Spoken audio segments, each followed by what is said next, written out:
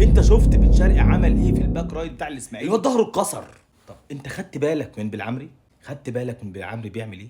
احنا عندنا باك شمال خلاص، احنا بقولك اخيرا عندنا باك شمال، ثقه في تحركاته، التمرير للامام، عرضيه صحيحه، قرارات صحيحه، اللاعب بيبان من لمسته، اللاعب بيبان من لمسته. باك شمال محترم، خامه محترم.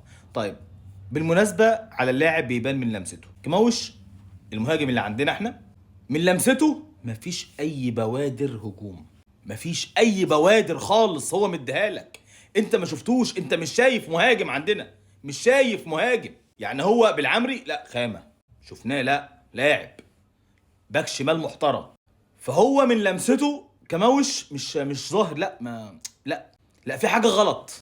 مش هو المهاجم اللي انت هتلاقي فيه ضلتك، مش هو المهاجم اللي انت هتلاقي فيه ضلتك، مش هو. طيب طاهر بقى، انا بس كلامي موجه مع موضوع طاهر ده، كلام موجه لمجلس اداره النادي الاهلي. يا جماعه ازاي ده بيلعب؟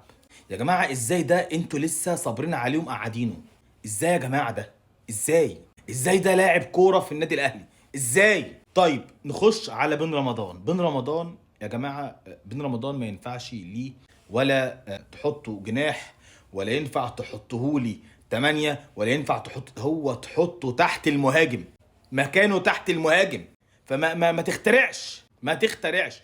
انت النهارده لما حطيت كل لاعب في وضعه الطبيعي ظهر. بن شرقي في الشوط الاول اول رفعه ليه واول اسيست لياسين مرعي، ياسين مرعي راح مسجلها. لما جيت في الشوط الثاني بن شرقي وحطيته في عدلته، الواد الباك رايت بتاع النادي الاسماعيلي ظهره انكسر. انت شفت لما خد اللاعب كده؟ لا بن شرقي يا جماعه رايق على عدلته، رايق في عدلته يا جماعه. بن شرقي في عدلته ما يقعدش لحد اصلا. ايه ده؟ وتقول لي بن شرقي تحطه ناحيه اليمين؟ ازاي يا عم؟ يا عم ازاي؟ مبروك للنادي الاهلي، والف مليون مبروك للنادي الاهلي. ان شاء الله ان شاء الله الدوري في الجزيره، ان شاء الله الدوري في الجزيره، ان شاء الله. سلام.